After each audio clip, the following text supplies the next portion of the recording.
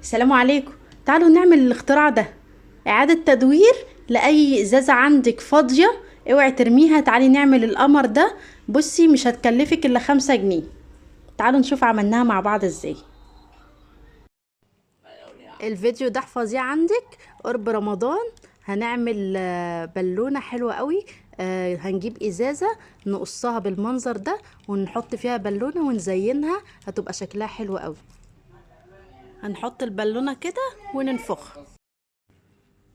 هندخل البالونة كده وننفخ. وهنا بعد ما نفخنا البالونة نبتدي بقى نزينها بأي تزيين عندكم. بصوا الجمال.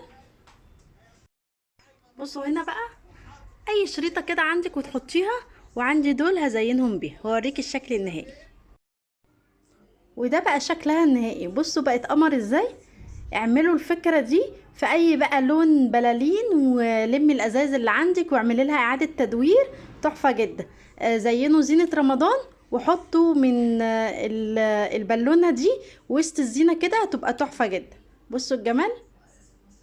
كل سنة وانتم طيبين.